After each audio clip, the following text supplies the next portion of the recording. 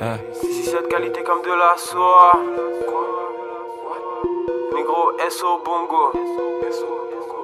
Tous les jours, RF de la Shoah. Oui, l'affaire Corleone est exactement liée à l'affaire Zemmour, telle que je la conçois.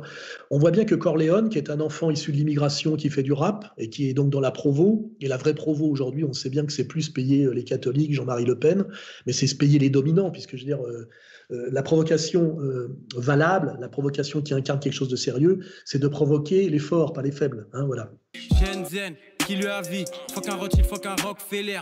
DJ grave la dalle comme si j'étais gros et négro, j'ai les crocs comme un Rottweiler. Je la baisse jusqu'à ce qu'elle me dise qu'elle a des crampes. 667 c'est pas des lol, c'est pas des pranks. L'objectif se rapproche, j'arrive déterminé comme Adolphe dans les années 30. Donc inéluctablement à un moment donné, un rappeur a commencé à vanner, c'est simple, il a dit qu'il n'avait rien à foutre de la Shoah et a fait des vannes avec du SS, du Hitler, etc.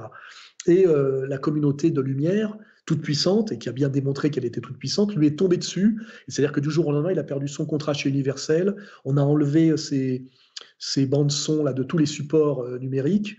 Donc là, la communauté, bien maladroite, comme elle l'est toujours en fin de domination, avant de se casser la gueule, a fait une démonstration de puissance et de force qui légitime totalement la critique que j'en fais, moi et d'autres, et qui montre bien qu'on n'est pas dans le complotisme délirant, mais dans simplement la juste validation du rapport de force. Hein.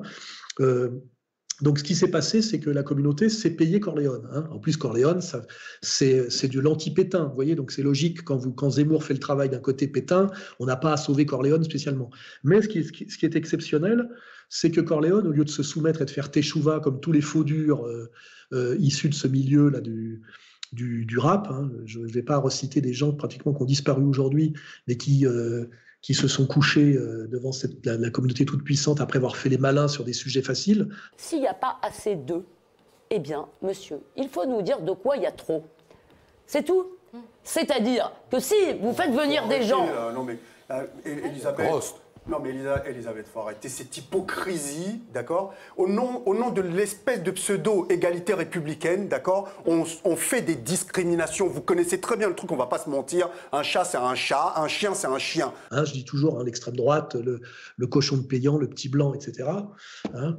Je rappellerai par exemple qu'un type comme Kémy Séba qui prononçait le mot juif dans chaque phrase quand on collaborait. En ce qui concerne la rue des Rosiers, le nom de Fofana n'a jamais été évoqué, le nom des Juifs de manière générale n'a jamais été évoqué, chose qui aurait pu être le cas quand on sait que spirituellement, culturellement, historiquement parlant, les Juifs ont une lourde responsabilité vis-à-vis de la situation des Noirs. Aujourd'hui, n'en parle plus jamais et parle à la limite de la finance internationale cosmopolite. Enfin, il tourne autour du pot, il pourrait finir à éléments s'il continue à dériver.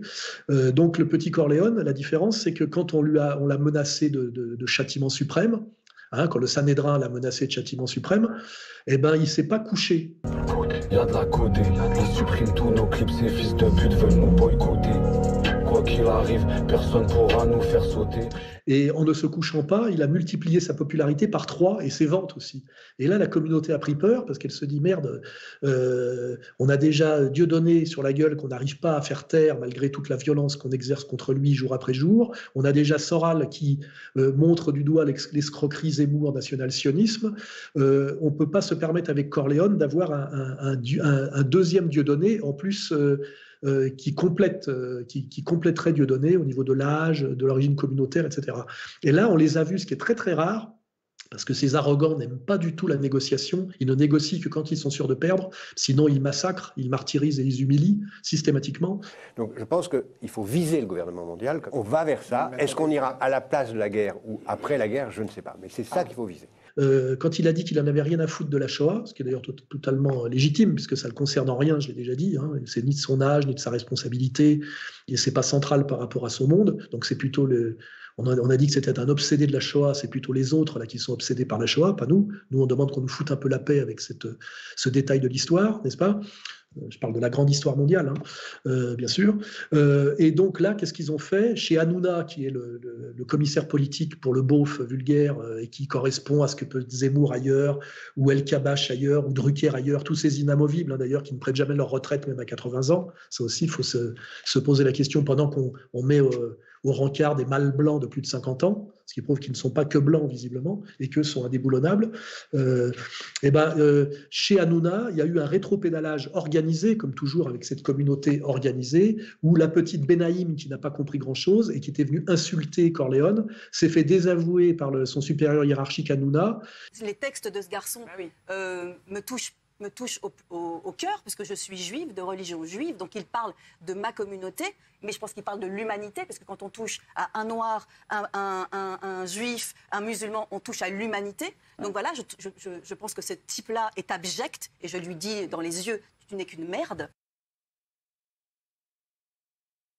Je suis toujours contre les mine de rien, les blagues et les discriminations et les provocations sur les religions. Aujourd'hui, on sait que c'est un sujet sensible. Aujourd'hui, on a eu de gros soucis, mine de rien, on a connu une crise comme on n'en a jamais connu. On croyait tous, on ne va pas se mentir, que c'était la fin du monde. Moi, à un moment, j'ai cru que c'était la fin du monde. Le problème, ce qui a été beaucoup reproché à Valérie, ça a été le 2 poids 2 mesures. Et on va rentrer. Il faut dire les choses. Il faut dire les choses. Les choses, avait dit, comme Valérie a défendu sa communauté, et de l'autre côté, sur Millard, elle n'a pas défendu les musulmans. Pas du tout. Donc c'est ça ce qui vous a été reproché. Oui, bien sûr. Et le message qui était envoyé, c'est « Nous n'allons pas massacrer Corleone, car c'est au-dessus de nos moyens en ce moment, car on ne peut pas à la fois, supporter la survie de Dieudonné et de Soral, valider le pro-pétainisme de Zemmour et flinguer Corleone. » Donc ça veut dire qu'en ce moment, ces nouveaux riches n'ont plus les moyens de se payer tout le monde à la fois, ce qui prouve quand même un affaiblissement. Et